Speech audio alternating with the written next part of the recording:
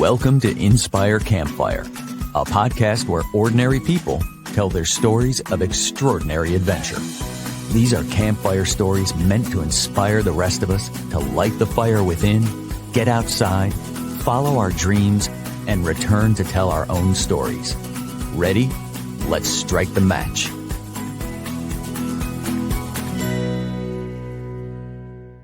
Welcome to the show. I'm your host, Scott Wurzbacher, and today we're going to talk about bringing calm to the chaos.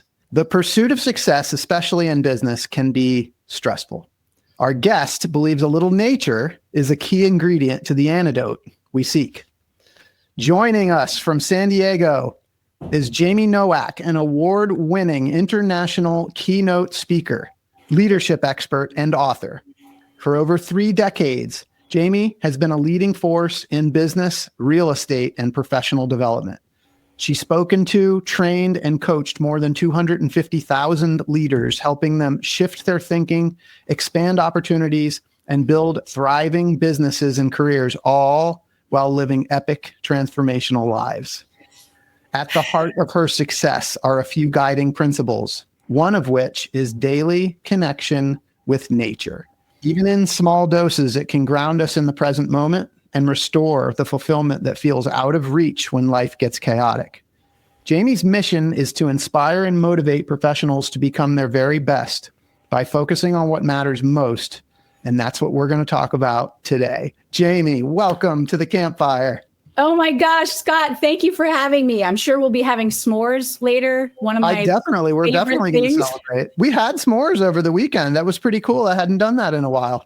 Oh, there's nothing like, and I'm a weirdo in that way. I just like the marshmallow. I just like to perfectly cook the marshmallow, and I can leave the graham cracker and the chocolate. So I've probably lost half the audience already. What is the perfect marshmallow? Because some people just like it lights on fire and it just turns, but like some people like that. Other people like the slow roast. How do you do it? I try to do the slow roast, but it always ends up in flames. Good. And we roll with what we get, don't we? It's so good. So J'aime, I am so excited to have you here today. For listeners, I kind of just want to give some context on how we know each other, because I've known you and looked up to you for a very, very long time. I've learned from you for years in the real estate industry. And it's only been very recently that we've kind of gotten to know each other on a deeper level. So for my listeners, many of them know that I recently wrote a book called Campfire Within, which is about igniting that inner fire. Yes. Let's just take a moment and pause there and say, oh my gosh, congratulations. Yeah, thank you so much. Well, what people don't know is that there's no way I could have ever done that if I didn't have an accountability group of people that worked with me, supported me, and encouraged me. And hopefully I was able to do the same for others. And J'aime, you and our good friend Mike Gandolfo were 2 of the people that were together in this accountability group going through this journey together. And so you've written your own book, and it just recently came out. It is called Unleash Your CEO Mama. Say no to the crazy train and yes to freedom, focus, and fulfillment. And it's so good. And what a huge accomplishment. Congratulations on this. Thank you. Let's say, we both did it. It was a labor of love. I know you understand that. And together we were able to make that happen. Like you said, I have a perfect example. I was alone on that journey for about 8 years prior to writing it. Yeah. And I had all the stuff written in different places and all that stuff. And it did not crystallize and come together until we had a system to focus on, and we had people cheering the way and helping us along. It was an unbelievable opportunity. So grateful. It was an adventure of its own. And, it's cool because like I've been getting to know you, and we had weekly meetings to kind of just support and encourage each other. And I got a chance to read your book. And the thing is, like, as I'm getting to know you deeper and I'm like watching some of your stuff on social media and now like having the opportunity to have read the whole book, like one thing that I noticed about you is that you've always got an element of nature that is in your work that you do. And whether it's for you personally or whether it's subtle, it's not like when you're speaking on stage, you're not necessarily speaking directly to adventurers or people that are, you're not necessarily, that's not the primary focus of what you're talking about. But I always notice there's an undercurrent of it. And I just like, the more that I look into it, the more I'm like, Jamie and I need to have a conversation about this, because you're out there every day talking to people that are excited about success and excited about achieving big goals in business and real estate. And this is what you do. But I love that there's that undertone of nature. And so that's what I want to get into today. Yeah. And I'm excited about that too, because it is a definite foundation and through line for me, for my life. Yeah. I'm so excited. So let's start with this, just for context for listeners. Can you tell us a little bit about your story, just to kind of help for people that don't know you, to help us kind of get into this conversation? Absolutely. Speaking of adventures, as I look back on it, it's been a one ride after another, actually. And I think everybody could probably relate to that, because we all have a story. Yeah. And so I started out in Rhode Island, so on the East Coast, and grew up with serial entrepreneurs. So that's an adventure on its own, right? My mom and dad were a force to be reckoned with. My father was like the best salesperson I've ever seen, still to this day. He had the charisma, he had the magic. And then my mother came up behind him and made sure it all happened and put it all together and, brought made the dream a reality. And I watched that growing up. And so we grew up in Camelot, essentially. Like, I grew up in a 26-room house. Wow. Due to my parents' success, due to them taking some risks and getting out there and making good things happen and building relationships, funny enough, right? And really taking things through. And then I watched at 12 how we lost everything. And they came and took the house and auctioned it off and sold all of our possessions out of the house so we could pay some people that we owed. And speaking of adventures, at that time, we took the $5,000 that we had. They bought an RV, and I'm not even kidding you. Wow. And we picked 13 up and coming cities on the map across the country. And that summer, we were hitting the road to find out where the adventure would continue. Wow. What a story. Right. So, took a few years. We landed in Phoenix, Arizona. My parents struggled mightily for a couple of years, and then they got their real estate license. Okay. And so over those next few years, my mother comes out the gates, rookie of the year, unstoppable. That's who she is. She is the original CEO mama for sure. Nice. And I grew up in this industry, essentially, right? That was from the time that I was 14 on. I grew up in that crazy, chaotic industry, and I saw how amazing it was, and I saw how full of opportunity that it was, and I swore I would never get into it because I watched her, and she was everywhere. She was all over the place, and the phone would ring, and he'd pick up the phone, and my dad tried to be helpful in that realm too, but he should have been an attorney and didn't follow that calling until it got to be a little too late.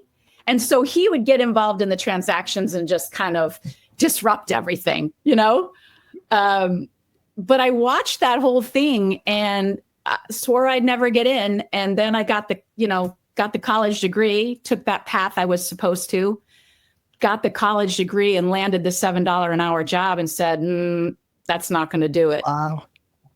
Wow. Because I could fly anywhere I wanted, right? I got a job at Southwest Airlines. Yeah. I could fly wherever I wanted. I just couldn't afford to leave the airport.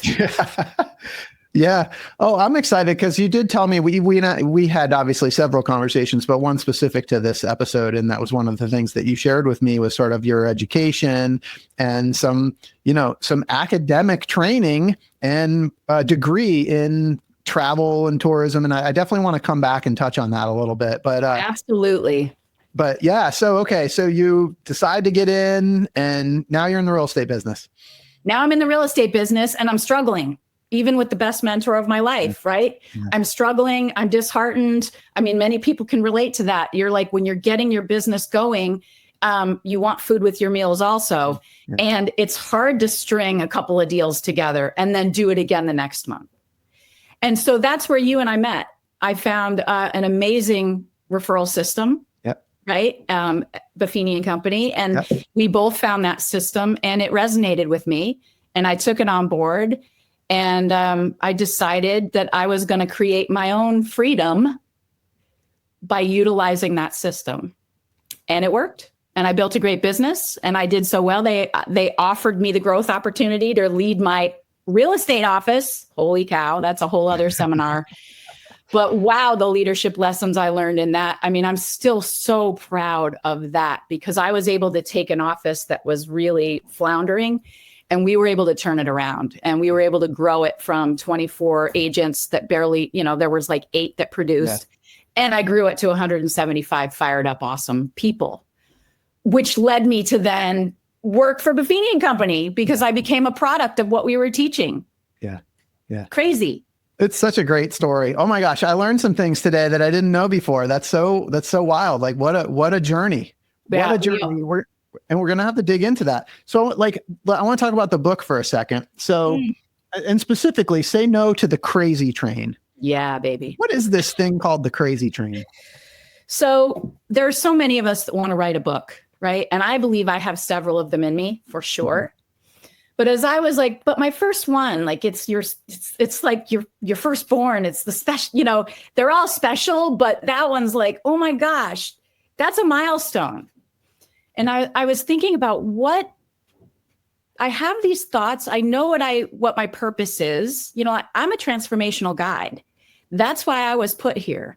And one of the number one conversations that I've had over the now 30 years, dare I say it, 3 decades of being in and around this industry and, championing my own growth and the growth of other people. The number one struggle is I have too much to do. I don't have enough time to do it. I'm frazzled. I'm missing family dinner. I'm missing the vacation that I took my family on. I couldn't get a refund and I worked all the way through it. Like I can't catch my breath. And so the crazy train is this thing that we start out on. And it's like, well, this is the path that I want to go on. So I'm going to get on this train, right? Like I told you, I'm going to get on the train. I'm going to go to college. I'm going to get that stability. And I'm super glad I did because I feel like that created and built more determination. Yeah. Like I've learned and lived resilience and determination my entire life. But that college situation, that's the number one thing it did for me. I got through it and I succeeded at that. Yeah. Right. And so whatever train we decide to get on based on what we truly want to do, or maybe what our parents think we should do, or maybe what the media says we should do, or maybe what we've learned over years that is supposed to happen. We get on this train and we're like, okay, well, I'm going to go towards this destination like you do when you're planning these epic adventures and trips that you do. You're like, this is where we want to go, right? So how are we going to get there? Well, we get on that train, and I don't know about you, Scott, but that train, I keep picking up more stuff onto that train. I keep adding more things onto that train. That train gets faster and faster and faster. And before I know it, do I dare quote Ozzy Osbourne right now? Like we're going off the rails on the crazy train. Yeah. But I do love that song, by the way. That's to my 80s teenager roots, right? Man, I love that. A rocker at heart for sure. I love it. So that's that crazy train that each one of us has our own that we've built, that we've created, and that we are actually the leader on. Yeah. But is it going in the right direction? Yeah. And are we doing the right stuff? Yeah. That's where that came from. So, okay. So some people are listening, some people might be watching, but I'm looking at you and you've got a butterfly behind you. Yeah. You've got natural wood paneling and you've got a plant. You've got nature behind Everywhere. you in your office, Everywhere. right? Yeah. And it's calming. It's a calming background. It's very peaceful. And what I just heard you say was the number one thing that people say about this thing called the crazy train is essentially, I have more on my plate than I can handle. I don't have time, but yet we're getting ready to have a conversation about nature. Like, how is like getting into nature, like it's going to take time. It's just going to be another thing on my plate. So how does nature fit into this thing and how is it going to help? Well, nature, I think, is the ultimate calming and grounding force.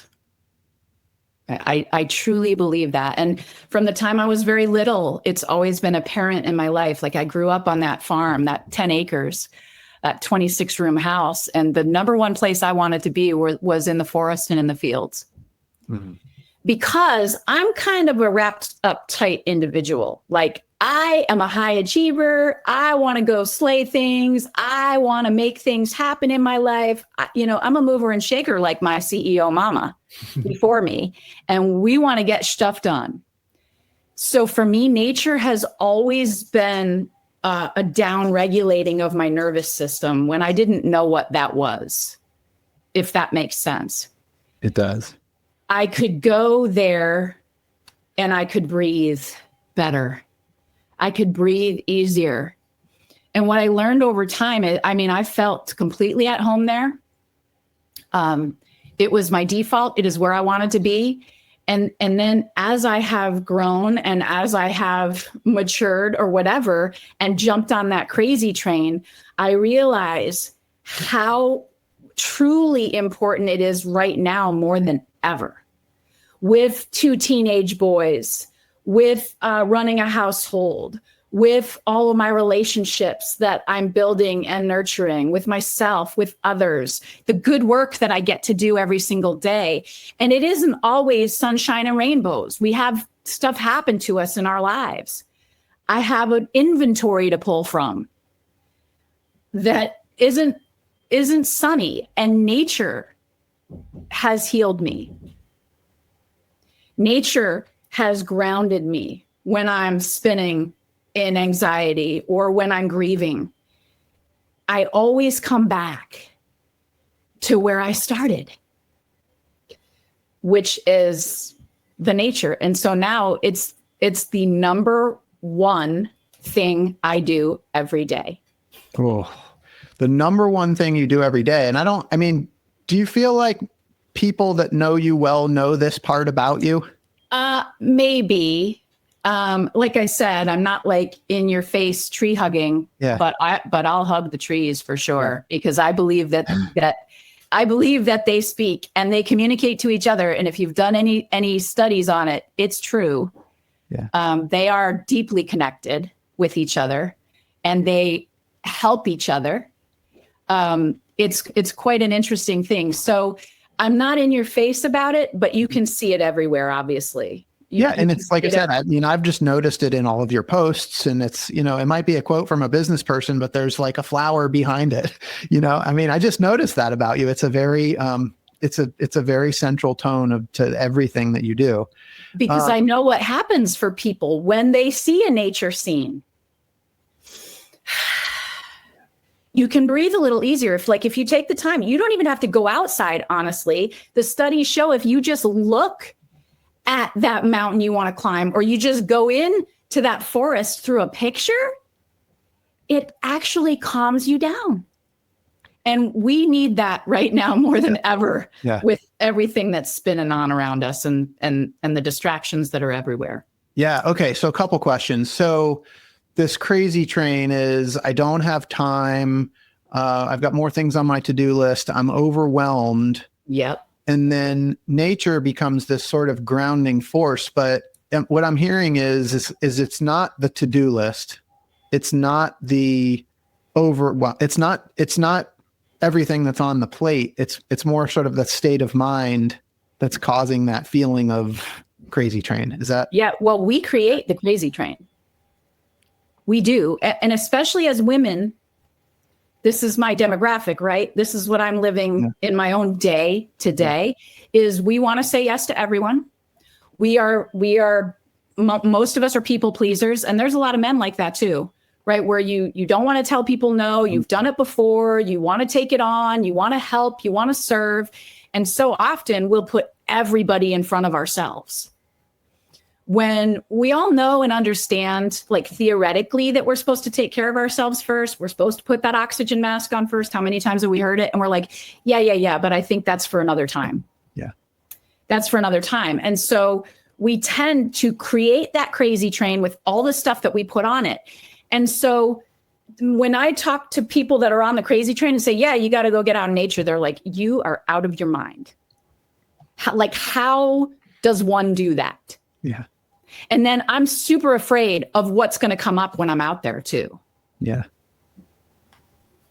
Ooh, I want to put a placeholder on that and talk about that comment. I'm afraid of what might come out when I'm out there. Okay. Yeah. Before we go there though, so you talked about how nature brings this immediate calm. Mm-hmm. And so what I'm hearing is that nature is like a short circuit to this crazy train. So you're feeling this overwhelm, you get out into nature and it just brings the calm. It dissipates. It takes a little bit of time to drop in too.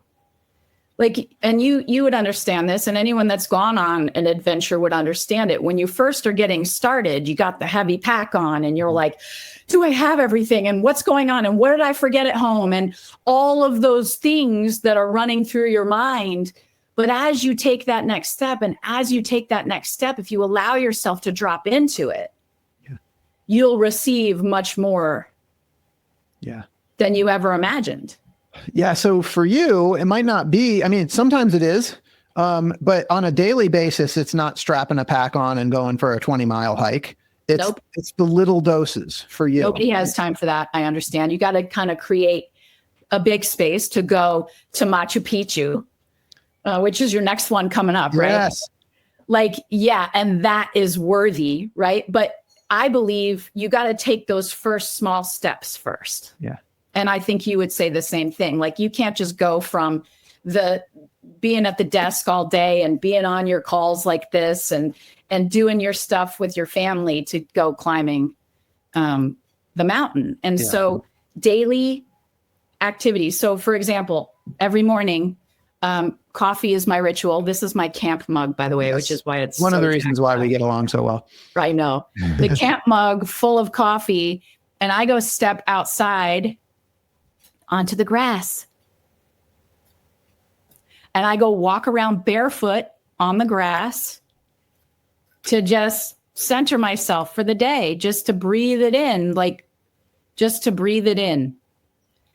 and have a few sips of the coffee and let the dog out and just be there. And that's how I start my day. And then from there, we go. And I mean, my dog is my nature partner, right?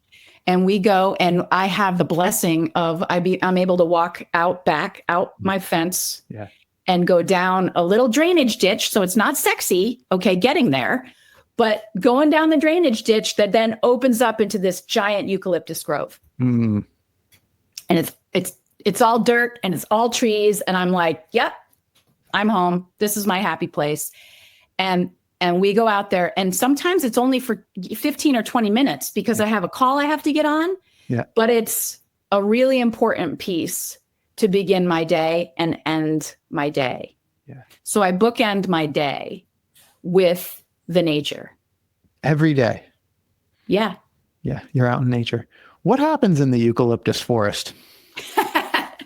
What happens in the eucalyptus forest? Well, I have this morning I was giving myself a motivational chat. We see a few people here and there. And when we do, I'm like, oh my gosh, I thought this was just my place. But there are other people out there and I want to encourage that. Right. So, but this morning I'm giving myself a motivational speech. Like, I've got some things I'm working on in my business. I'm waiting for some things to come through. I've got some creative ideas that I'm moving forward. And I'm like, there's a lot happening in a family. There's a lot happening in a business. And especially when both of you are independent contractors and building your own businesses. And And so for me, what happens in that eucalyptus grove is I go out there and I kind of give it up. I kind of like let it go. I speak the words I need to speak that are powerful. And I recenter myself if I need to. And it just helps me to be out there. It just helps me to get some clarity. It helps me to be grateful. Yeah. It really kind of, instead of sitting in a room somewhere, which if that the only way you can get the quiet, then get the quiet. Yeah. But man, you can really plus it if you go to your favorite park, if you go sit by your favorite creek, if you go and go and sit underneath a tree on the grass, it really elevates it. And since I was in college, I've been studying high performance. And so I know this sounds all airy-fairy, but there are so many studies and so much research about what nature can do to help us perform better, to reduce anxiety, to calm our nervous system. And when you're more calm, you're more able to create, you're more inspired, you have better decision making. There's so many good things that are attached to it. So for me, being a practitioner, right? Yeah. I'm not just about learning, I want to go apply it. So I guess I've learned along the way that for me is a definite game changer. And I believe it is for anybody that will allow it. Well, so you're the real deal. I know this. And I know that you travel a lot too, with your speaking, right? And yes. So you can't always go into the eucalyptus forest. And and often you're traveling to big cities and places where there's not like super easy access to nature. But right, because you want super easy access to the convention center, which is that's right. Right. But J'aime Nowak has some workarounds. Tell us what you do when you're traveling. Now they're going to think I'm nuts. Okay. So one of the things I do when I'm traveling, again, being up in the air, not great for the body, compression, all that stuff. So when I land, it's really important that I find a patch of grass or earth to go stand on for a few minutes. It helps with jet lag. It helps with your circadian rhythms. As we know, travel can mess that up. It helps me to be at my best because I'm getting ready to go and bring some energy into a room. Where do I get it? I get a lot of that energy from nature. Nice. I love it. And I noticed that you said that you often go barefoot. Yep. Tell me about that. Well, okay. Rubber insulates you from the electrons in the earth. Yeah. So putting shoes on, I understand. Okay. I'm not out there barefoot all day, every day. And I've even tried walking in my eucalyptus grove barefoot. There are certain patches where it works and certain that it's quite painful. So yes. I don't do that much, but you can only soak up the energy from the earth if you don't have shoes and stuff in the way. Yeah. And we live isolated from the very thing that can calm us, that, help us with anxiety, help us with grief. We isolate ourselves from it everywhere. And with the convenience, with the home, with the air conditioning, and I love all those things. Don't get me wrong. But I also believe that we need to get out there in small ways and then in bigger ways to go on those epic adventures that you bring people on. The little doses every day are critical. The bigger ones of, once or twice a year or whatever is, however you choose to kind of space them out. Those are important too. And I want to touch on those. But one thing, like when you're talking about your childhood, you said 26 room house, you said Camelot, like I'm imagining like, castle, moat, very protected. But I know that, but then you said farm, like I know you lived on acres. Wide open. Can you help me understand a little bit about like the early experiences with nature and maybe some of like the moments when you were very young, like connecting with just being outdoors? Well, I was out there from as long as I can remember. Like we had 13 cats on the farm, right? Because they're there to eat the rats, which I don't like that circle of life thing. Yeah. But we had 13 of them. They all lived outside. So I was out feeding them. I was out with the horses. So we didn't have any horses, and I begged for a horse forever. Never got one, but everybody else boarded their horses at our farm. And so I would trade for, like, I'd clean out the stalls and I'd get riding lessons and I'd have access to the horses. So for me, it's always been about animals and nature. If I go back there, and I think so many of us can kind of get a glimpse of where we really want to go if we go back there and we remember what we loved doing without being told we had to do it. There are certain things we gravitated towards. And I think that, I mean, gosh, I'm going to go deep here because sometimes I go a little global, but I believe those are little, like, hints to where you would find true fulfillment, whatever that you got lost in when you were little. And so I was always out on the trails. I was always building forts. I was always in the forest. I was always running through the fields and eating tomatoes off the vine and blackberries over here. Like, that's how I grew up. And the interesting thing is my parents never really went outside. Okay. They were all about the pursuit, the entrepreneurial business, the work, the stuff. We never went on a camping trip. So it's just so interesting to me that this is me. This is my path. This is my journey. And it's always been around that. Yeah. Did I get away from it for a while? Sure. Yeah. As we do. I mean, that happens to all of us, obviously. And then you had this experience of having to pack it all up, jump in an RV and go figure out where the next adventure is going to be. But one thing that I learned about you just recently during our last conversation was that you studied international tourism and you had opportunities to work for airlines, cruise ships, resorts. And I'm just kind of curious if you could connect dots for some of us, like, we're living on this farm, kind of the experience with having to pack up the house and then going into tour, like, kind of, if you could connect some dots there, because it's pretty cool. The only dot that I can really, a couple of them. Yeah. Number one, life is going to happen to us. Mm-hmm. And it's what we choose to do to move forward that makes all the difference. We've all heard that. Living it is another thing. I had that great example from my parents. I watched that. I learned it. And so I think the connections that I can make is, all right, okay, I know I want to go to college. I'm not sure how it's going to serve me. And I started college as a vocal performance major. Okay. Nice. And changed it 4 times. I went into psychology and I was like, you can sing too. I didn't know this. A little bit. Yeah. Yeah. So love it.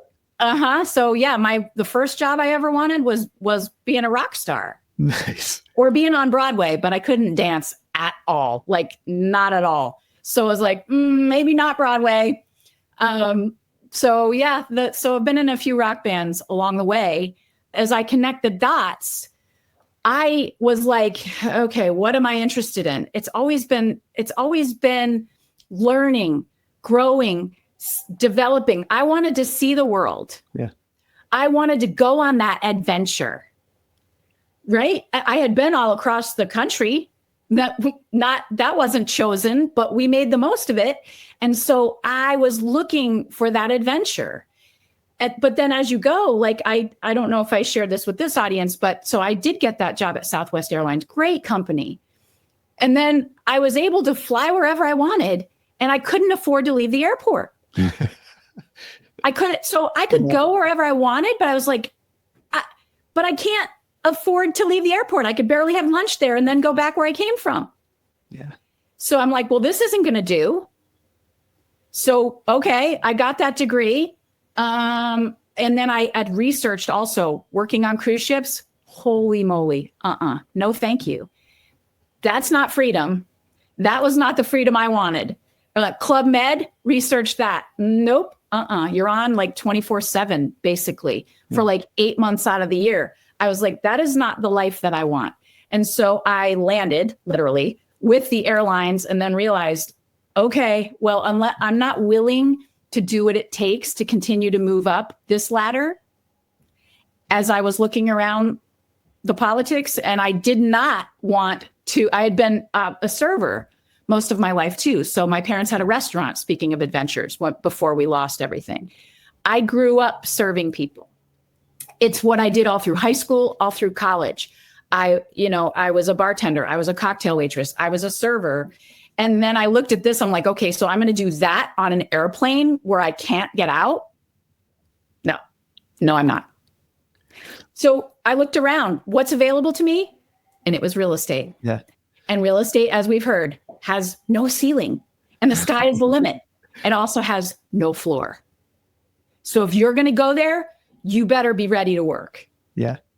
So much of this makes sense, though, Jamie. I mean, it's pretty cool. Like, you had these very entrepreneurial parents. You had this connection with nature as you were a kid. And then you went and studied international tourism. And, I guess I'm wondering about the spark. You wanted to be a rock star. So I guess to finish connecting the dots, like, you landed in the perfect spot. Like, you're doing exactly what you were designed to do. You're on stage. You are a rock star when you're up there, but you get to travel, right? It's so wild, isn't it? Yeah. Like, and I'm still trying to figure out how to work some songs into my deal, Oh yeah. You just got to belt it out. Yeah. I can't want to be there. A few people have seen that here and there, but I think I'm going to turn it into something. Yeah. I love that. Yeah. No, I want to see that. So I just think that that's so cool, the way that you have kind of pulled all of that together. But I was curious about, like, the spark inside of you that chose tourism. I'm curious, like, when you were young, like, what happened there is I had a good teacher in college, Dr. Victor Tay. If you're out there, man, you're amazing. Like, he was from Africa, and he taught us all about Africa. Like, I can't do it today, but I knew all the countries. I knew all the capitals. He made it real. He brought a light and a spark to his line of study. And that's ultimately what made me choose it, because he was a great mentor for me.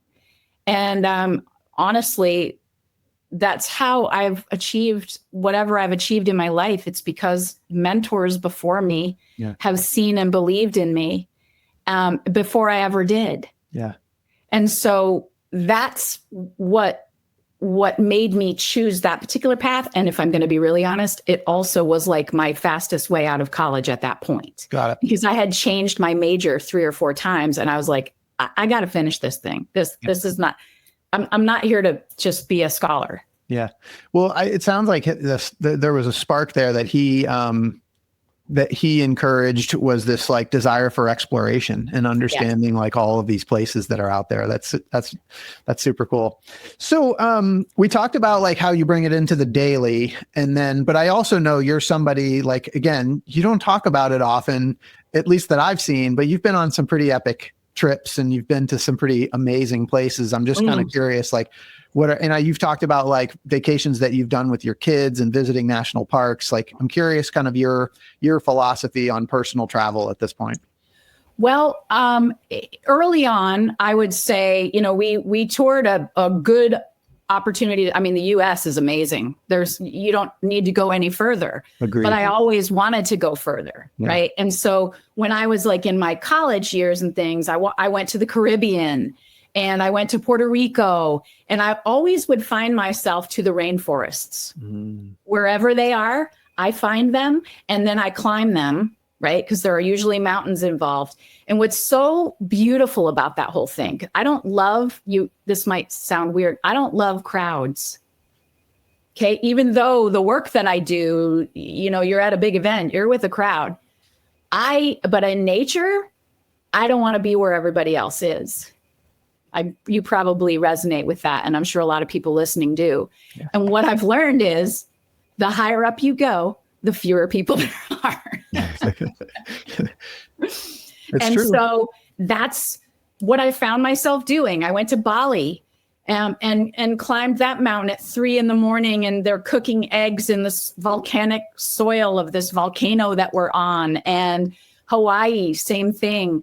As I had my children, then I don't know if they'll ever camp again, but that was our vacation unless we were going to visit family. We have gone to Yosemite and done all the hikes. Unbelievable. Sequoia National Park. Like the ancient trees really get me. They are where I find just a great amount of peace and perspective.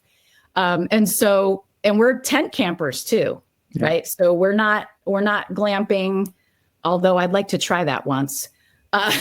We did an RV one time, which was fun and stuff. But for me, it's being out there. Like you said this weekend, you took your family camping and you're sitting around the campfire. Like there's magic that happens with the elements. You're sitting on the ground or near the ground, right? You got the fire going, you got the stars in the sky. Like for me, when we're out doing that, one of my favorite things to do at night is to get away from all the lights and just look up and just feel that.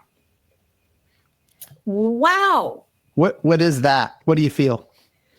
Just the expansion of that sky and to look and realize how minuscule really are we in the scheme of it all.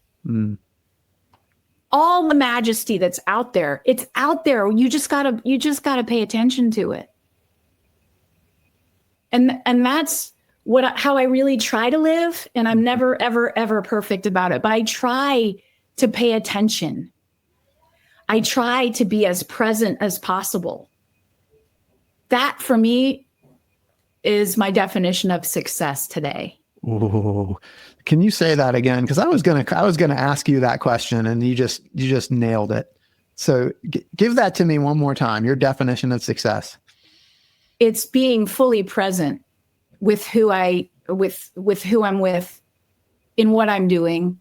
It's looking for the beauty around me, even though it isn't always pretty.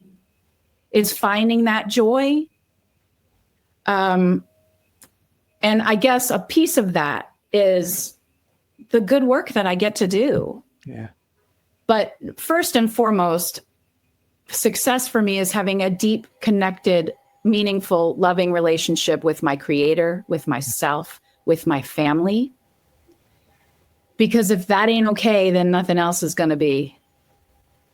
And so those solid foundations are truly important. And the way that I'm able to do that is with the nature that I sprinkle in every day. Yeah. Well, I got to give a nod real quick because, again, you're practicing what you're preaching. It's the real deal. And I remember years ago, my wife, Maria, and I were on a panel at one of the events. Yes. We were both super nervous. There was like 1,000 people in the audience. And I remember like sharing that nervousness with you. And your words to me were, relax, do your best, trust God for the rest. And I told Maria that, and it's just like, that's exactly what you just said. And I'm feeling that in that moment when you're sitting outside looking up at the sky, realizing how small we are. That it's all going to be okay somehow. I don't know how. Yeah. But it's all going to be okay. And I'm taken care of all the time and at exactly the right time. Yeah.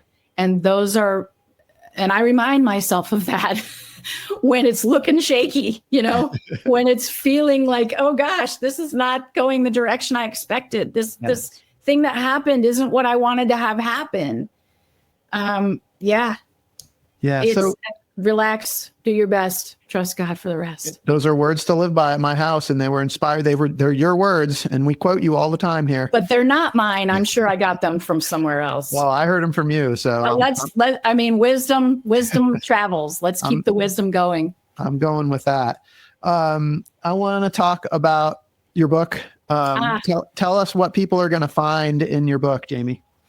Well, like I said, the number one challenge I think we all have as wonderful humans, givers, wanting to help, wanting to serve. I'm sure your audience is full of these amazing people because you would attract them because you are one. It's how do we calm the chaos? So my book hopefully helps people turn chaos into clarity for themselves, helps them turn stress into strength, helps them turn overwhelm into opportunity. That's what I believe my purpose is. So that's what this book leads to. And what I've also learned is people need something this book, you held it up. The beauty of this book is it's not 350 pages. Easy read. Yep. Right. It's an easy read. I tried to make it beautiful inside. And there are beautiful quotes. And I wrote this for me. I wrote this for me first, and it helped me tremendously. And then I helped it help other people. Yeah. And I've helped hundreds and thousands of people by using these same principles. And so what I did is I just kind of said, okay, the simple 7. What are they? To take back your power. Step number 1. So when we're out of control, when we said yes to too many things, the number one thing we have to do is stop the madness. It's like when you go into the ER, the number one thing they want to do is stop the bleeding. We've got to take back our power and go, okay, what have I been doing? What is my mindset? Am I able to say no? Am I taking on too much? Do I have these crazy, unrealistic expectations? Yeah. Yes, we do. Yeah. We have baggage that some of us have been carrying for years that isn't ours. Because somebody said something to us, or we lived it growing up, and we're like, oh no, this is the way it has to be. It isn't the way it has to be. And maybe nature is a good place to stop the madness. Yes. Nature is a great place to stop the madness. And so what this does is each chapter, we stop the madness, we clear the clutter. Yeah. We discover your freedom. That sounds good, doesn't it? I love it. And I give you little action steps at the end of every short chapter. I'm so proud of it. I'm so grateful she's out in the world now, because she was held down for too long because I had a bunch of other stuff to do. And I made her a priority when we had that opportunity, and so did you. And I'm just proud of us for doing that. So proud of us. Yay. I am. Yay. How can people find out more? How can they get a copy of the book? If people want to get you as a speaker, how can they do that? They can go to JaimeNowak.com, and it's spelled different. It's JaimeNowak.com. I can't put my apostrophe in there because it messes up with technology, but JaimeNowak.com. You can go find out more about what I do, and the book is on there too. Book is on Amazon. I tried to make it as simple and easy as I could because the wisdom has been so valuable to my own life and so many others. So I appreciate you mentioning. Amazing. Yeah. And we'll put a link in the show notes as well as a link to your website. That's awesome. So anything you want to leave listeners with as we talk about this conversation, as we kind of close out, and, whether it's related to stopping the crazy train or using nature?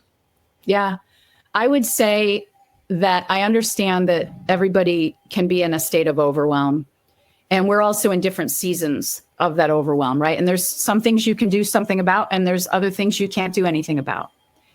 And so what I try to remind people, myself included, we got to focus on what we can actually control. And I believe the number one way that you can do that is to do something nice for yourself every single day. Whatever that is for you. For me and Scott, it's getting outside. It's finding the eucalyptus grove. Maybe yours is sitting and having a cup of tea without doing 7 other things at the same time. But I really think that that's a good start of just 5 to 10 minutes a day. Carve out some time just for you is a beautiful place to start, and find out again what gives you the joy that I get in that eucalyptus grove, or standing on that patch of ground, or with my dog or the horses. Find that little slice of joy and give that gift to yourself every single day. That's the number one thing I would say. Thank you. That's awesome. Thank you so much for that. Jaime, you've had such an epic life. Such a story, like from the 26 bedroom house to the RV to studying tourism, real estate, you're speaking now, all these trips, this daily time in nature, and who knows what's coming next, right? Who knows? It's all going to unfold. But what I do know is your story is epic. And at some point, Hollywood's going to pick up on it. And they're going to want to make a movie about you. Sure. And when they do, I want to know who's going to be the Hollywood actress that's going to play you in your movie. Who is going to play me in the movie? For some reason, I keep coming back to Emma Stone. Ooh, yeah, nice. I do. I feel like she's kind of real. I like that. That's a good pick. Yep. Right? I feel like the number one thing I want to be with people is real. Yeah. I don't want to sugarcoat stuff. Yeah. I want to be myself. I want you to be fully yourself. And for some reason, she gives me that vibe. Yep. And I've got a little bit of red in and around it's a kind of auburnish hair, but I love her. She's a great choice. I love that. Emma Stone. What's your movie going to be called? Well, of course, it's going to be J'aime Nowak Unleashed. Ooh, wow. Of course. J'aime Nowak Unleashed, starring Emma Stone. I mean, it's got an Oscar winner. Right? Yeah. Oh, I mean, this... we have all said it. We've all heard it. We get this one amazing life. So, and we get to create a bunch of that. Not all of it. Yeah. But we get to direct a bit of it. And so how are you getting up and creating your day? How are you getting up and showing up to your relationships when things are hard? When things are easy, like, how are we showing up every day? And I hope it's in a way that you make yourself proud and you're following your own truth. J'aime, thank you so much for spending some time with me today. What a blessing it is for me. I'm so grateful we had this conversation. It didn't seem like it would really connect, but I really feel like it does. Oh my gosh. These are the kind of conversations you can have around that campfire. Yeah, totally. And for those listening, I hope you've been inspired today as much as I have. Hope J'aime's story has encouraged you to listen to the voice inside that calls you to adventure, because we want to hear your story next. If you have a story to tell or just need a nudge to create one, please send me an email. We'd also appreciate it if you'd help us spread the word by leaving a review and sharing or tagging Inspire Campfire in your social media. And until next time, I want to encourage you to get outside. Thanks for listening. J'aime, thank you so much for being here. The blessing is all mine. Let's go. Yes. Thank you.